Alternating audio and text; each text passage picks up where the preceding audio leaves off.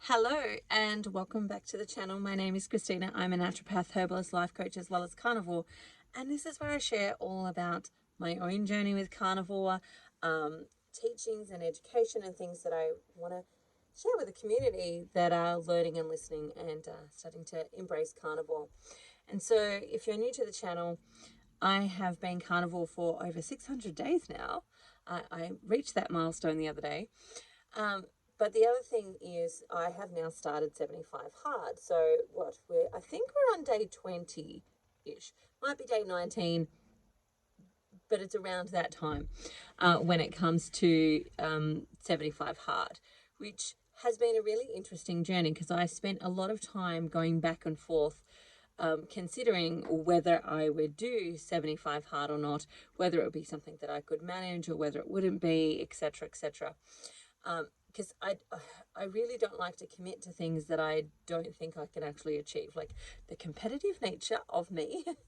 And if you know me in real life, you know I probably do have a bit of a competitive streak, a bit more than just a bit.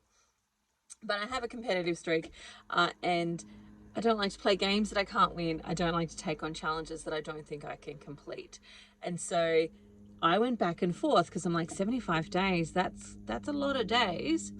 And it's like the activities, for example, you've got two 45-minute workouts. One has to be outside. You've got to drink 4 liters of water.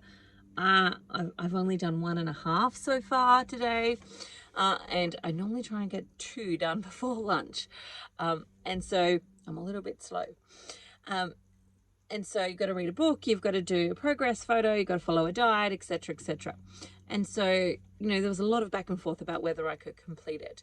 But once I decided that I was going to do it, there's like, come high or heaven, there's no way I'm going to be not completing this. And so the question then is like, what does that look like and what am I going to learn as I'm doing it? And one of the things that like I'm finding really great is, one, we just get up straight thing in the morning, turn the alarm at 6:30, out of bed, straight into gym clothes, and we're walking up the hill. And so some of my kids are doing it. So when I'm saying we, I'm referring to my children that are doing it with me. And so we just get that first workout done outside, tick. So we get the hardest bit done first. That's my goal, is to, get the hardest bit done. And it's kind of that whole, how do you eat a frog? Well, you eat the hardest bit first, or you do the hardest task first, so then the rest of the day is actually much easier to do, and you can find your way through it, etc. So the other thing there is, I'm actually really enjoying getting up and getting out because it's a great start to my day. Now, the other thing that I'm finding is the reading. Like, I haven't read books in a long time because I do a lot of learning, in the sense of I'm consistently learning about different new research that's come out. I'm consistently learning about anatomy and physiology and brushing up on my skills there. Like, I'm consistently doing a lot of work in that sort of space of learning, reading, listening, etc. And so I haven't read actual books for a really long time. And I was concerned that I wouldn't be able to do it. But the 10 pages a day is actually really manageable. Like, I can count through my 10 pages and I read those 10 pages. Sometimes I end up reading more than those. But I'm actually really enjoying it, to the point where now I'm looking forward to, I've got this big pile of books next to my bed that I'm going to work my way through. But I'm actually really looking forward to having this little half an hour it takes me approximately to do my 10 pages of reading. And that half an hour is me doing something completely different. Like, I, for myself, have chosen not to read nutritional books because, and when I asked for like recommendations, I had all these people like recommending like different nutritional books, and I'm like, I'm really not going to read any nutritional books because I do a lot of reading in that space already. I want to read about things that I don't get time to read about, like time management, habits. I've just finished reading Atomic Habits, which is a really great book, by the way. Go read it. But I want to read about relationships and all sorts of other different things that I don't get time to kind of think about that much in my normal daily life. Also, bibliography. So I've got a couple of books from people who have written their own life stories. And so, those are really great as well, because there's lots of little perspectives and different ways of thinking about things that I can then take on board. And so it's been really great. Now, one of the really great things is that morning walk. And that morning walk, it takes us about, so you're meant to do an exercise for 45 minutes. Now, the first day we did it, we only went from our house up the hill and down, and that only took 35 minutes. So then we had to do another 10 minutes of exercise around the house and, lifting weights. And I had some little gym stuff there that we just did 10 minutes of that to make our 45 minutes up. But then the next day what we did was we walked up the hill, down to the bottom of the hill, and then back to our place. And that walk takes about 55 minutes. So it's a little bit over, and I'd rather do over than under in that regard. So that's 55 minutes first thing in the morning, that I get to actually just kind of walk with my kids. Sometimes we're chatting and we're talking about stuff that they're doing for their day, the challenges that they've got, etc., which is great, right? It's this little window of time that I get to do that. But other times we're all just quiet. And in those times, my brain starts to think through things and work through things. And one of the things that was coming to me yesterday was this resisting death and choosing life. And if you're on my Facebook feed, you will see that I wrote a little post about that yesterday. And I wanted to come and explain that a little bit more and expand on it a bit more, because there's only so much you can, you've only got a certain number of words you're allowed to use in those posts. And I didn't want to turn it into a blog post just yet. Maybe I will. But I wanted to come and talk about it because for me, I get that question all the time of why are you doing carnivore? What are the benefits? Why are you doing carnivore, etc., etc.? And now that I'm doing 75 hard, I get that question too. And generally those questions, not all the time, right? Not all the time, but there's a lot of people that are asking those questions. But they're asking those questions from the perspective of, I couldn't do it. And I don't know how you're doing it. And really what they're doing is they're coming with their stories and their excuses as to why they couldn't do it. And I actually don't care what their stories and excuses are. I don't require everybody around me to be carnivore. I'm not telling everybody that they have to be carnivore, just like I'm not telling everybody that they have to do 75 hard. 75 hard would not be suited for everybody. I definitely would not have taken on 75 hard 600 days ago when I first started carnivore. That would have been a really bad time to actually try and start that. And so I don't think these things are necessarily for everybody in the way that I'm doing them, etc., etc. And I don't require people to do that. And so really when they're coming and asking those questions, but they're coming with the I couldn't do it attitude, and it's really the stories and excuses that they have in their mind as to why they couldn't do it, because actually everybody could potentially do it in some way, shape or form. Maybe not 75 hard, but certainly carnivore, unless you've actually got unless you're one of the very few people who have been bitten by a tick and you're still within the first year and not actually worked on healing that, then everyone can eat meat. You can. You just might not like to. And that's the difference, is that in a lot of our daily activities and a lot of our language, a lot of us will say things like, I can't, when actually that's a lie. You can, but you're choosing not to. And it's okay for you to choose not to, but don't pretend that it's something you can't do, that you've got some type of magical limitation that you don't actually possess, because we want to get to a place of truth, and we want to get to the place of actually owning our decisions and owning our responsibilities.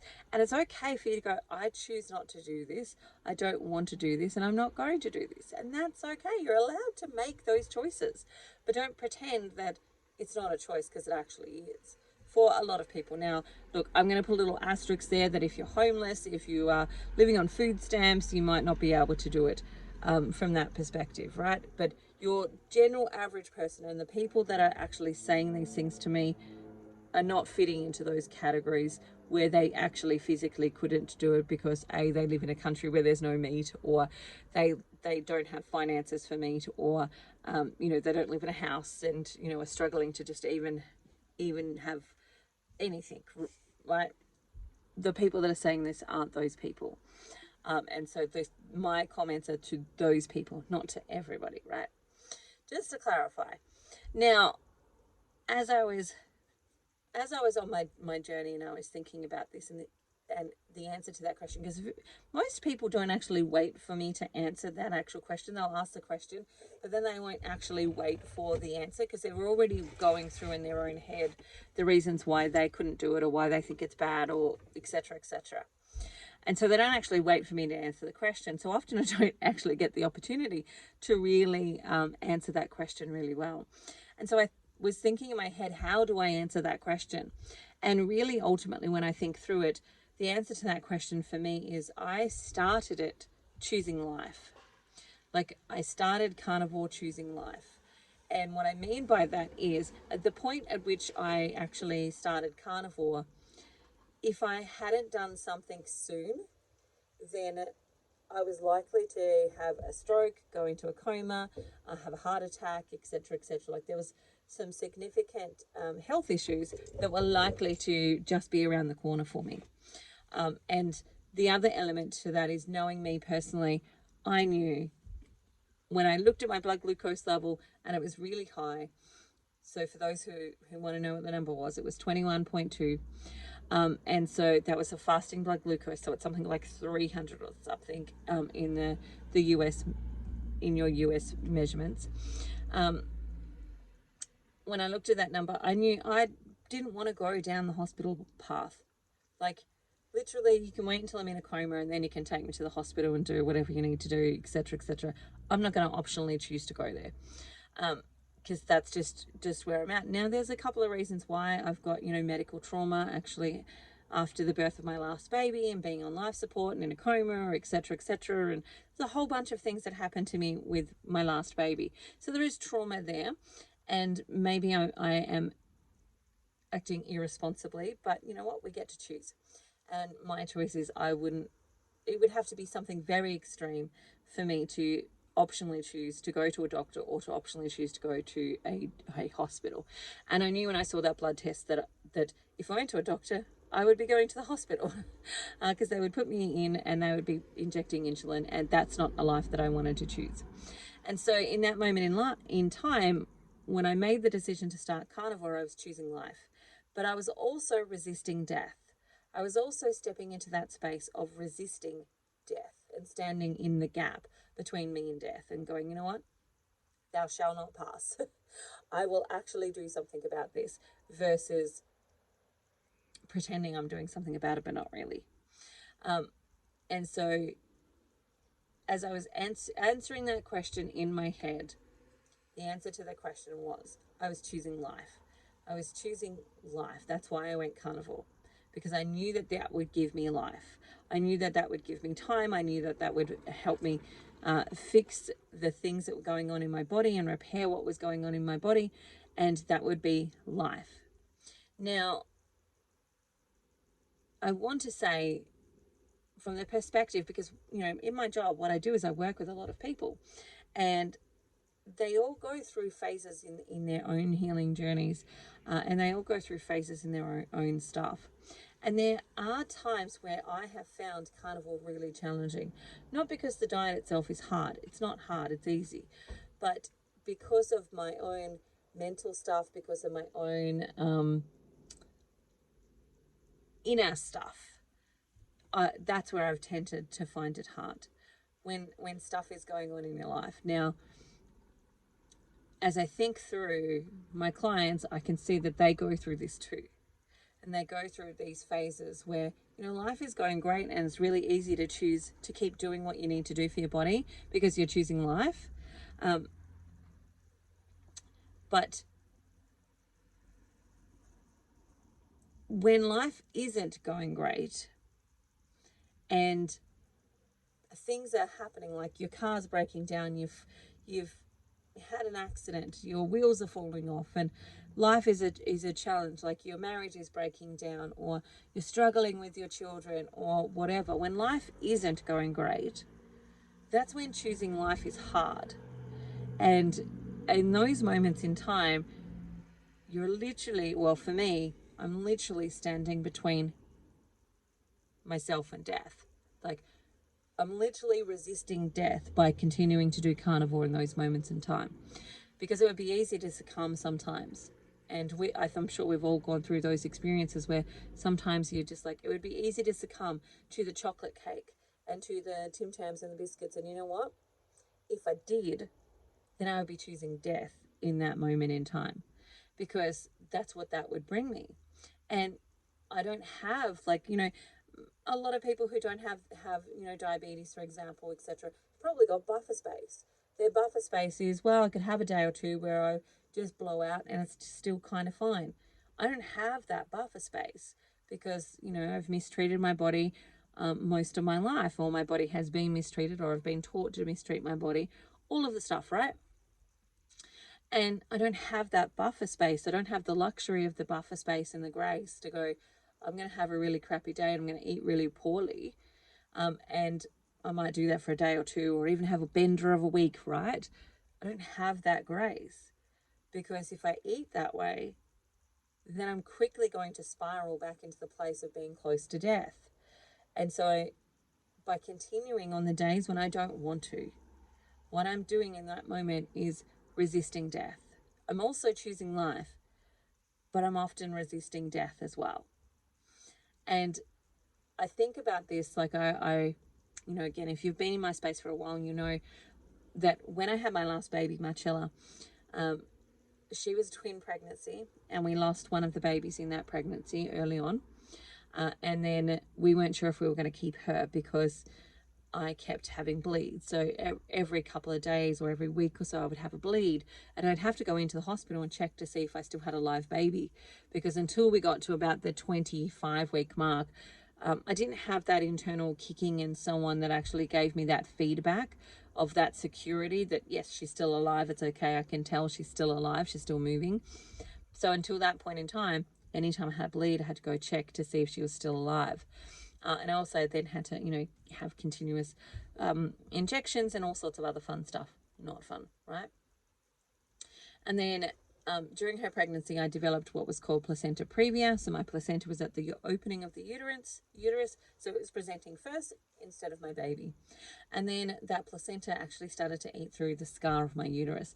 And they found this at delivery. So at delivery, they thought they were just delivering a previa baby, but they were actually delivering a placenta previa et procreta baby. So my placenta had started to actually eat through my uterus and attach into my bladder and into my major blood supply. So of course your placenta is meant to come off the sides of the wall when the baby is born. Mine couldn't, because it had grown through that. And so that was a major life-threatening situation, and it left me on life support for 7 days. I needed 178 units of blood. I needed a whole bunch of stuff. I missed the first week of my baby's birth.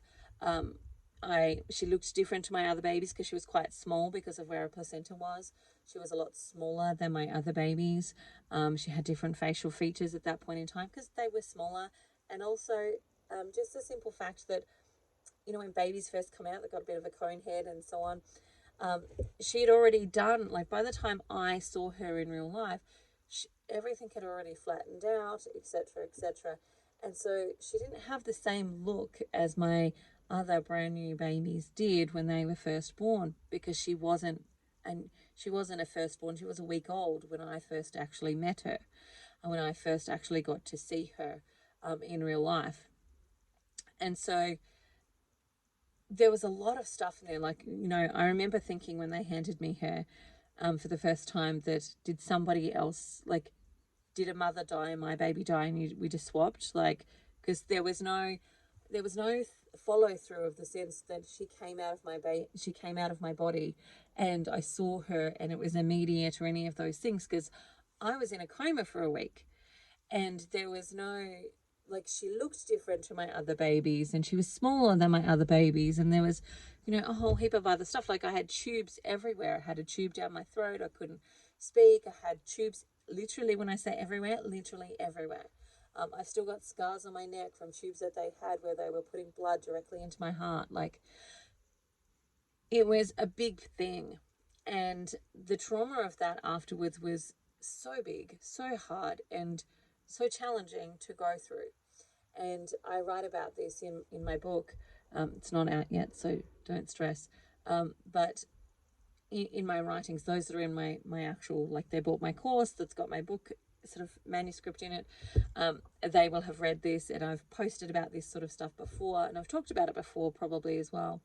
But the trauma was so much that during that period of time, once I got home, it was really hard, because I went from a really taking care of 6 children, homeschooling, managing a house, etc., to I can't even toilet myself. My kids have to help me walk up the stairs and tuck me into bed.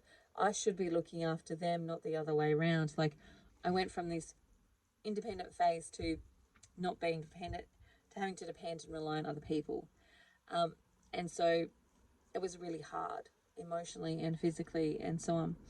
And some days during that process, there were days where all I wanted to do, like the pain was so overwhelming, and it was just so big. The grief and the pain that I was experiencing in those moments was so big that I just wanted to go. I was like, I wish you'd just let me die. I wish that you hadn't done all the work to save me. I wish that I wasn't here.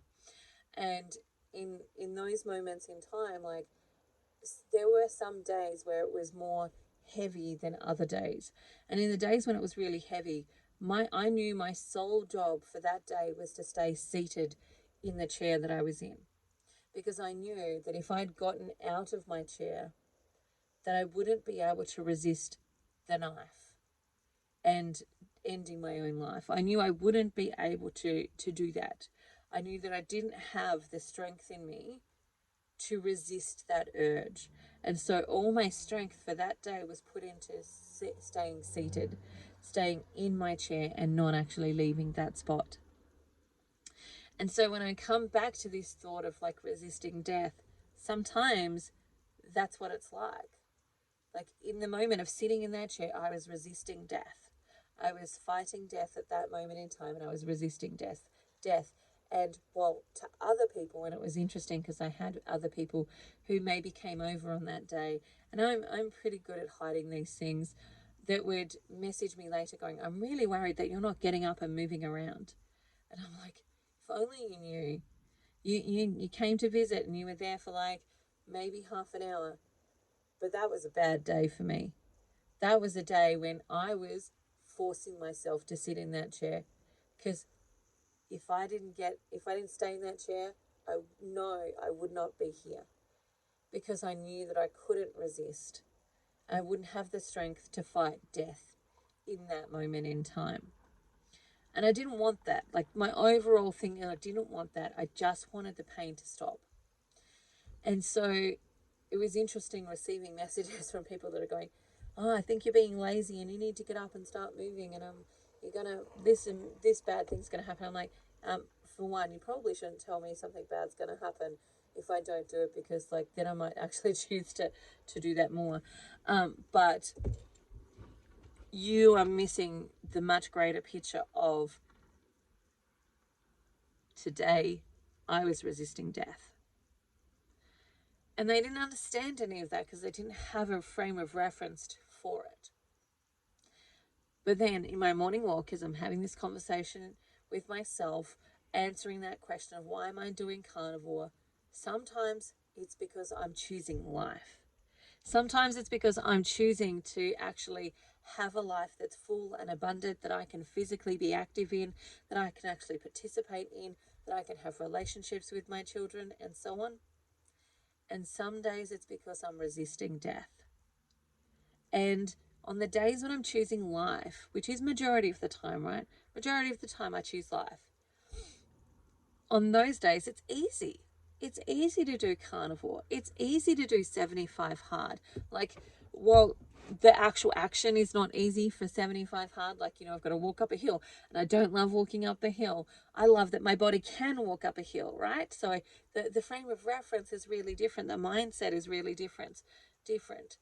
I don't necessarily love lifting weights. Like, I'm not addicted to lifting weights, but I love the effect that weights actually give and the life that they're going to provide for me. The same with, like, there are days when I don't really want to read my book, but I actually love the results that I'm getting from reading the book, and the learning and the experience and the, like, little glimpses into other people's lives that I'm getting from reading the book. And the reference is different when you're choosing life. It's easy. But some days when life isn't going so great, when crap hits the fan and things are difficult and challenging, on those days, I'm just standing in the way of death. Like, me doing carnivore on that day is me standing in the way of death. It's me sitting myself in the chair because I know that if I don't have the strength to sit in the chair, then I can't resist the other thing. And that's the thing that people don't get. For me, now this is not the case for everybody. I know that for not everybody, it's not a life and death situation. For them, it's like, oh yeah, I kind of want to just feel good. And that's great too. Well done them. But for somebody like me, I know that if I let the pressure off, if I take the cap off and I go and I eat the standard American diet or the standard Western diet, I literally am not far away. I'm probably only months away from, and I'm like, the further I get into carnivore, right, the further away I get from this little time frame. But, in the very early days, I would have been maybe months away from actually having a heart attack, having a stroke, going into a diabetic coma, eating the standard American diet and living the lifestyle of not exercising, etc. Now, the further I've gone into this, the longer that time frame is, but it's still there. It's still there that if I jump off of this and I stop doing the things that I need to be doing, like eating the way that actually works for my body and is healing my hormones and healing my body, if I stop doing that and then now exercising, because that's amplifying the benefits that I'm getting from the actual dietary process as well. If I stop doing those things, then I'm walking myself towards death at a faster rate than needs to be. And so on some days, it's resisting death. And if I take that cap off, I know I'm walking straight into death. I know I'm walking straight into death. And so my job is to keep the cap on those days. On other days when I'm feeling great and life is going well, I'm choosing life, and my job's not just to keep the cap on, but to actually thrive in it. And I have more of those days than I have the others. But I can see it not only in my journey, but in the journeys of those around me, that we all get to a point, we all have days, we all have situations, we all have pain, we all have trauma, that on those days, when we choose to continue moving forward, we're choosing to just resist death that day. And that's okay. So there's my little download from my walk. I look forward to sharing more of these with you. I've got a whole list of videos that I need to do, so keep an eye out because they are coming out. It's just about finding the time and the spaces in my life at the moment, because life is a little bit busy. But I'm still here, I'm still seeing patients, and my books are still open for those that want to come and join the carnivore support group or actually have a private appointment, etc. You're still welcome to do those. Remember, support the channel, like and subscribe. It actually helps me continue to put this sort of content out and share these types of things with you. And I look forward to talking to you again soon. Bye for now. Have the most amazing life ever. And I hope today you're choosing life. And if not, I stand with you as you resist death. Bye for now. See you later.